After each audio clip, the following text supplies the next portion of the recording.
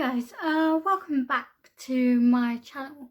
In today's video, what I really wanted to talk about was basically mental health and cerebral palsy, or how cerebral palsy affects your mental health, or how your mental health can affect your cerebral palsy, because it works both ways. And one of my primary reasons for this video today is the fact that I haven't done like a video in almost a month. And it was kind of important to me to not force myself to do a video, because this is meant to be something I enjoy, and also to give me some exposure for some of my anxiety, and I didn't want to associate it being a forceful task while I didn't feel like doing a video, so that's the only reason why.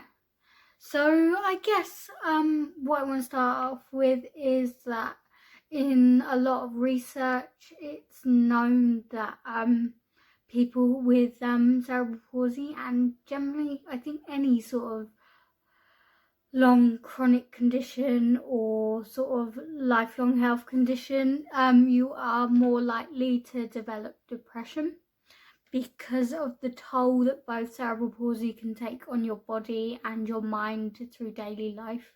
Like, because so many things are generally quite exhausting, or quite I don't know, sometimes they're just so much effort you don't really consider, you have to consider whether they're worth it.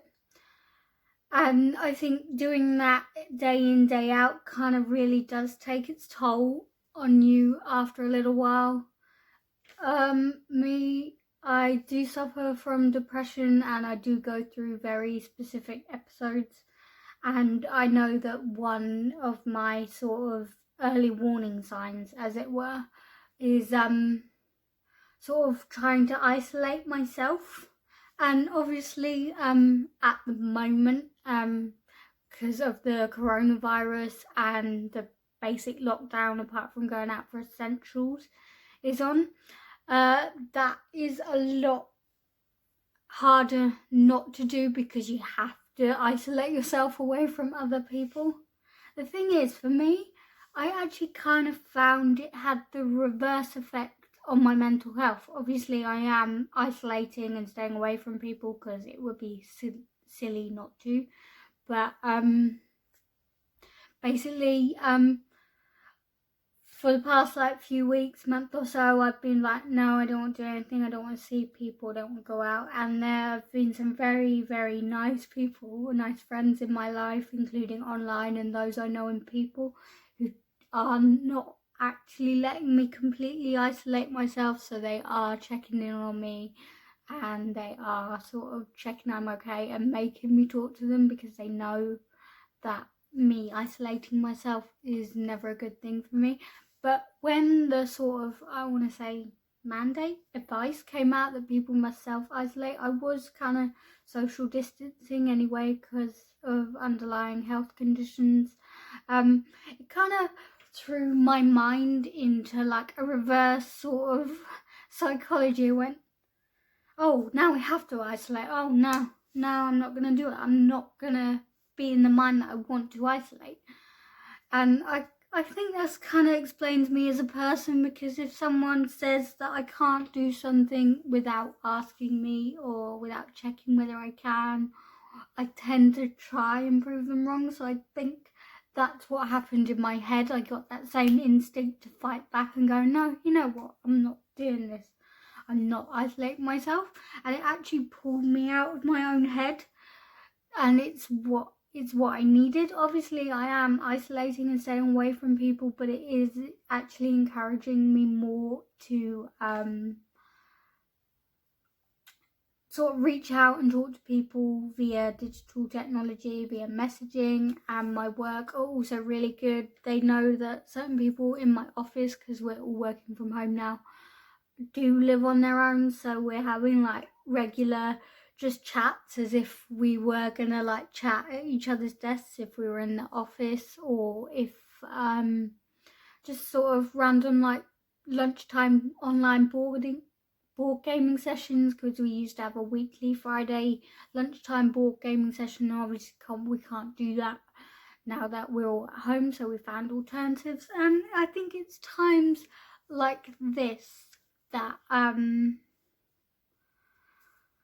it sort of makes you realise that you can reach out on other people, and it's not as weak or as sort of I don't know, disheartening as you may think, or as I may think on myself, that it's not going to make me seem like completely helpless. I still not got quite the mindset for it, but I'm getting there. I also realised recently that I go one of two directions. I go, oh no, completely downhill, or I go, oh, I'm going to be positive. I'm quite good at being positive for other people. I can find like good things for other people to focus on, positive things for other people. But when applying it to myself, I find it slightly more difficult. Like a friend of mine recently, with us all working from home, we worked together. She was like, don't feel like I've been very productive today, and I've helped this person, and this person. But as like lead of her team, part of her job is to help her team, and that is productive because you're helping them be productive. So I can find positive things out of those positive situations. I'm just not very good at applying them to myself, and I need to do that. Back to like mental health and cerebral palsy, or this is specifically like my situation, so it's not, doesn't apply to everything. But basically you've got the depression, you've also got the anxiety in terms of mental health, and I think that's where a lot of my social anxiety came from, is the fact that when I was younger, and even now I do notice it occasionally, I try to ignore it these days, but when you walk like I do, or when you have a disability, people are more likely to stare at you or look at you even more out of curiosity than anything. And like, because it's not normal when people see you like in the street, it's something different to what they're normally do. If people have been sort of raised or grew up around disability, they're fine. They're actually some of my favourite people to get along with, because you don't feel like a burden to them, because they're just used to it. They know that you're you as a person and not your disability.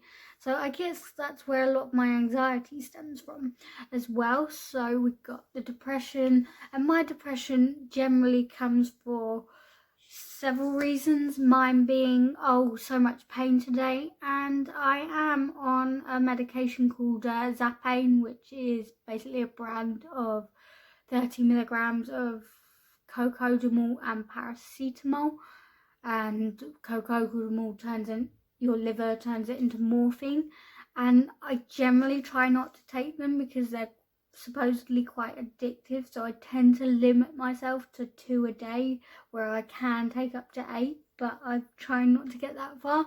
And so quite a lot of the days I put up with a lot of pain. I put up with a lot of background pain anyway, but then it gets to a point where, oh, everything's painful, I just want to scream or I just want to cry, and I tend not to. I tend to switch that bit off and go, no, I'm not doing this, and just shut down. But then that makes me retreat into my own head, and that is never a good situation for me, because I think of all the things that I try to put in a box and not to worry about. So I think, oh, is life always going to be this much of a struggle? Is life always going to be this tiresome? Because I am physically always exhausted. A friend sent me a video, which I will link down in the description, of a lovely lady explaining the sort of the spoon effect for energy, and I'd never actually heard the theory before, though I'd heard the actual theory behind it. Like, I've heard it described as having cerebral palsy is like being a broken battery. Like, you can fully charge, go to sleep, but you're never fully charged, and you will deplete a lot quicker. So that's where I'm at. So that's generally where my depression stems from. My depression also stems from feeling quite isolated, even if I have a lot of people around me, I can feel quite isolated because not everyone gets how difficult some things are for me, or how much effort I put in to do something, or sometimes they do and it's nice when people notice, and I try to keep those people around if I have to. Then there's also the fact that there are things that I rely on for help, and I feel like as 24 years old, like I compare myself to people without a disability and go, oh well, they don't need help with that, they don't need help with that. So I physically exhaust myself to try and prove that I can do it. I can do it eventually, but it's not always practical. We've then also got just sort of pain levels, like what is the point if I'm going to be in this much pain and stuff like that. So that's where my cerebral palsy affects my mental health, and my mental health also affects me with my cerebral palsy, because mental health is also physically quite draining. So I run out of energy a lot more and a lot quicker when I'm feeling down or depressed or anxious. And also when I retreat into my own head, it means that I'm not concentrating or focusing on a task, which also means that I'm more likely to notice a lot of the pain. Like I've got quite a lot of background pain, and I tend to be able to put that in a box if I'm focusing on like a programming or a coding task that's really interesting, because it's keeping my mind busy. But the more I sort of give up, as it were, and just decide to lie on the sofa and feel sorry for myself, the more I notice all the pain in my body, and then I get myself in a cycle, and that's not good. But the good news is I have sort of pulled myself out of this one. I'm not sure how long it's going to be till my next one, but the fact that trying to reach out to people who normally don't social distance or isolate, even though I'm kind of used to it in some sense, is kind of helping me sort of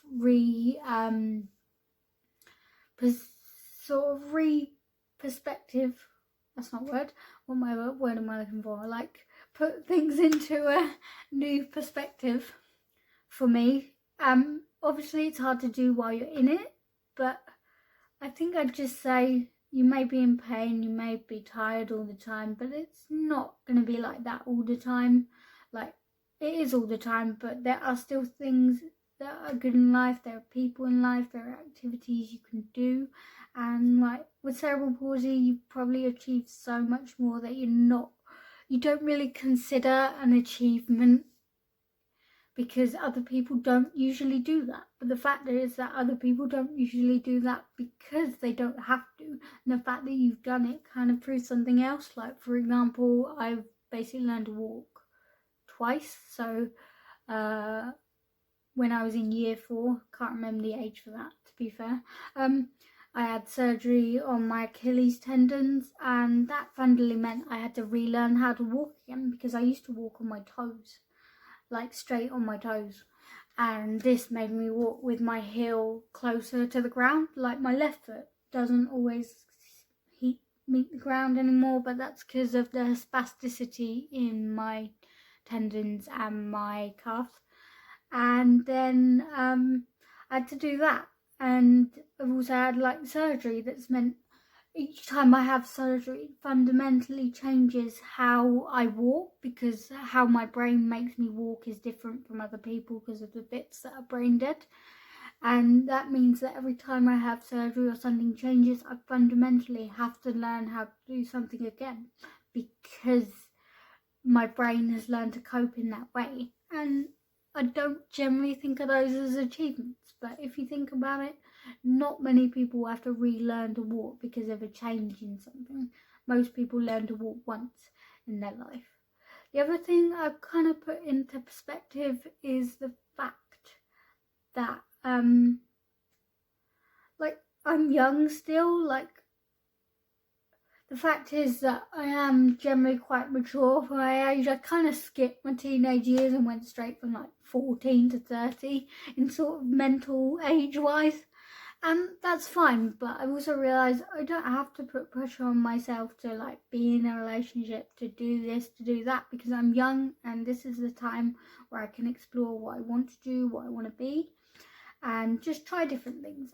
Because I'm lucky with my job, I earn good enough money, I own my own house.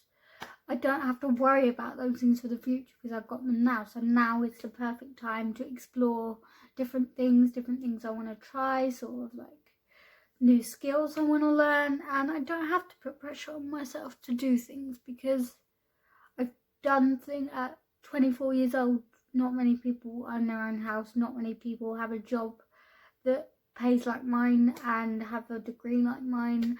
And yeah, so I've just got to think more of the positive things.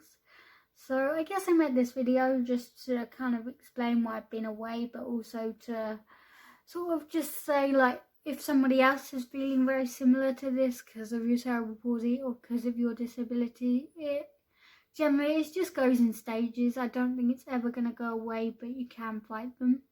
So thank you for watching this video. It's actually been really nice to talk about it.